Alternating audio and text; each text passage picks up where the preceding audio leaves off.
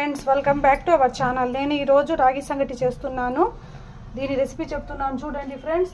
రాగి సంగటికి కావాల్సినవి 1 glass of ration బియ్యం. ఇది చూడండి ఫ్రెండ్స్, ఇది టీ గ్లాస్తో 1 గ్లాస్ రేషన్ బియ్యం తీసుకోండి. చూడండి ఫ్రెండ్స్, 1 గ్లాస్ రేషన్ బియ్యం తీసుకొని ఇది శుభ్రంగా కడిగి అరగంట ముందు నానబెట్టుకోవాలి ఫ్రెండ్స్. ఇది చూడండి, నేను శుభ్రంగా కడిగిన తర్వాత చూపిస్తాను. చూడండి ఫ్రెండ్స్, శుభ్రంగా కడుక్కున్న తర్వాత ఇది కుక్కర్ గిన్నెలో వేసుకోండి.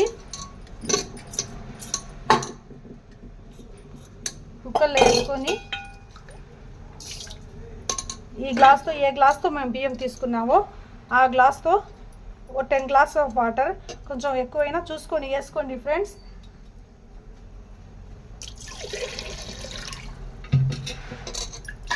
One, 2, 3, 4,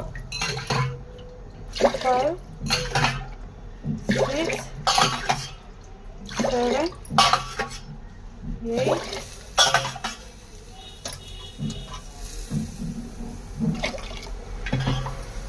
9,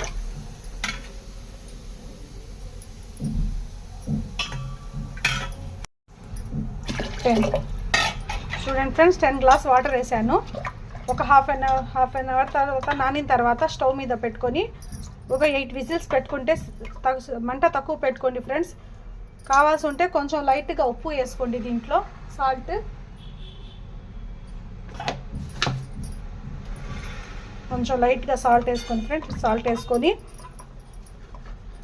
ఒక హాఫ్ అన్ అవర్ బాగా నానిన తర్వాత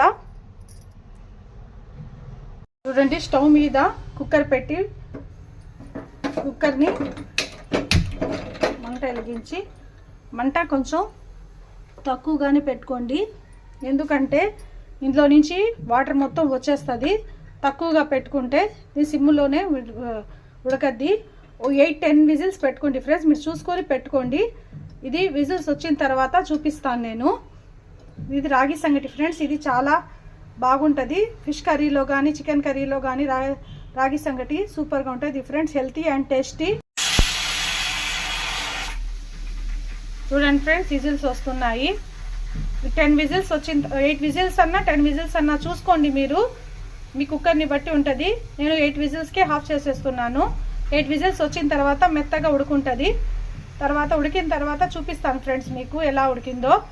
ఫ్రెండ్స్, ప్రెషర్ మొత్తం పోయిన తర్వాత స్టవ్ ఆఫ్ చేసిన తర్వాత ప్రెషర్ మొత్తం పోవాలి ఫ్రెండ్స్. ప్రెషర్ పోయిన తర్వాత కుక్కర్ ఓపెన్ చేసి చూడండి ఫ్రెండ్స్, బాగా మెత్తగా ఉడికింది.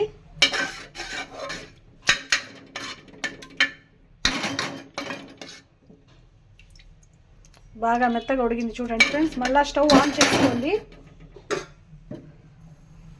స్టవ్ ఆన్ చేసి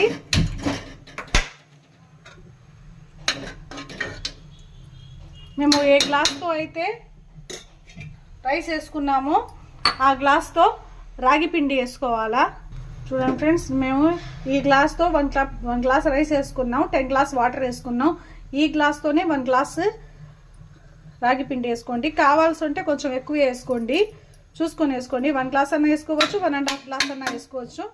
నేను 1.5 గ్లాస్ వేస్తున్నాను. చూడండి, నేను 1.5 గ్లాస్ వేసుకొని ఇది కలపకూడదు ఫ్రెండ్స్. ఇది కలిపితే ఉండలు కట్టద్ది. ఇది స్టవ్ తక్కువ మంట మీద ఇలా మూత పెట్టేయాలా. విజిల్ పెట్టబాకండి, ఇలాగే మూత పెట్టేయండి. ఇది మూత పెడితే ఇది లోపల పిండి మొత్తం పచ్చి వాసన పోయేదాకా బాగా ఉడకాల. ఉడికిన తర్వాత మళ్ళీ మేము స్మాష్ చేసుకోవాలా. చూడండి ఫ్రెండ్స్, ఇది ఇలా మూత పెట్టేసి ఒక 5-6 మినిట్స్ అలాగే నేను వదిలేస్తాను. మంట కూడా తక్కువ పెట్టాను చూడండి, తక్కువ మంట మీద 5-6 మినిట్స్ అలాగే వదిలేయాలి ఫ్రెండ్స్. చూడండి, ఇది అయిపోయిన తర్వాత మళ్ళీ నేను చూపిస్తాను మీకు. రాగి పిండి చాలా హెల్తీ అండి. ఇది బాగా ఉడికిపోయింది చూడండి. ఈ పిండి మొత్తం పచ్చి వాసన పోయే వరకు ఇలా ఉడికించుకోవాలా. తర్వాత పప్పు గుత్తుతో కానీ లేదా ఈ గెరటో కానీ ఇలా బాగా ఇలా చేసుకోవాలా. ఇలా కలుపుకుంటే ఒక ముద్దలాగా తయారవుద్ది. దీన్ని రాగి ముద్ద అంటారు. ఇది చాలా healthy friends. Diabetes, BP, sugar ఉన్న వాళ్ళు అందరు తినవచ్చు. ఇది చాలా హెల్తీ. ఇలా ఉండలు లేకుండా బాగా కలుపుకోండి ఫ్రెండ్స్.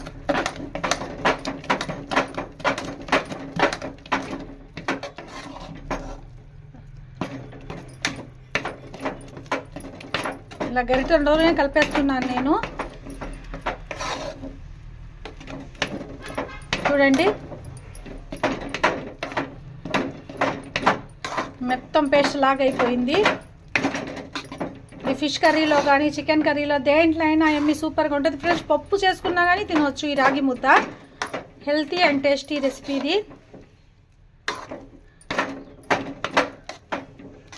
ఇది నేను చెప్పిన మొత్తం ఇంగ్రీడియంట్స్ ఇద్దరికి సరిపోయే క్వాంటిటీలో.